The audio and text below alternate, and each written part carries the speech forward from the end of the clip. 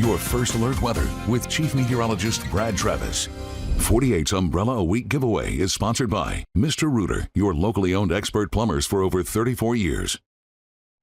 And Brad, a couple of hours ago, a lot of people here in Madison County needed that umbrella. Yeah, they've been getting a workout all month. It seems like it's rained every day, except we had one day last week.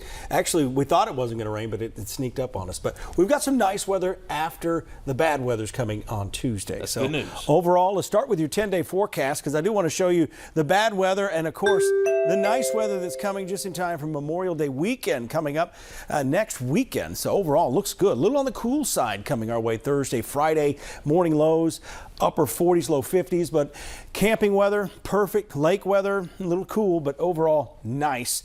But Tuesday, we're watching the potential for a round of strong to severe thunderstorms. We still don't know the exact mode, and when I say that, I mean we could have isolated supercell-like storms develop out ahead of the main line, but once the main line forms, it's all going to be mainly straight line winds with an isolated tornado threat. And we're going to get to that here in just a second. Here's our current map here, and the reason this area in red, I've made it bigger, is because I think that's the area that's more likely to see some of these isolated supercells. And I say more likely and potentially. I stress the word potential. The forecast has been a struggle as of late here in the last few weeks, so we'll continue to watch that. I will tell you, this doesn't look like a classic version of a setup for spring severe weather and tornado outbreak. However, you don't have to have that classic setup all the time. If you get all the ingredients together, and we will have most of them together for large hail, damaging winds, and the possibility of tornadoes. 4 p.m. to 9 p.m. east of the Huntsville metro area. Again, just because it's a different shade doesn't mean you have different threats. It just means it'll be there at different times. Winds will likely accelerate as this moves to the east. We could see some isolated 70-mile-an-hour wind gusts by the time this crosses I-65, somewhere between 5 and 6 o'clock in the afternoon. Heavy rain. Once again, this will be mainly an afternoon, early evening, daytime event. It will not last through the overnight hours the way it looks now unless it slows down.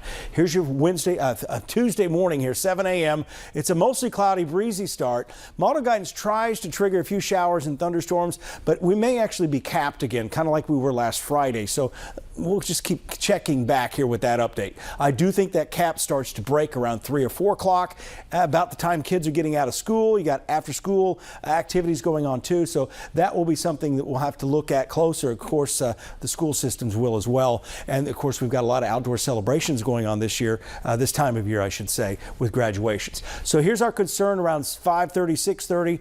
We get these isolated thunderstorms. They could be supercells, very large hail. We could see over golf ball size hail with some of these just because it's so muggy. And we saw that today, how quickly that storm fired up in Huntsville. A lot of lightning, although it didn't have all the ingredients for severe weather with it. Here's what's going on by 8:30 Tuesday. Still looking at stormy weather in the northeast corner of the state. And by 11 o'clock, we're just going to see a few showers hanging out. That should be about it. Not much out there right now. We got a few showers. Could see a rogue shower or thunderstorm before the end of the day. But even tomorrow looks fairly quiet.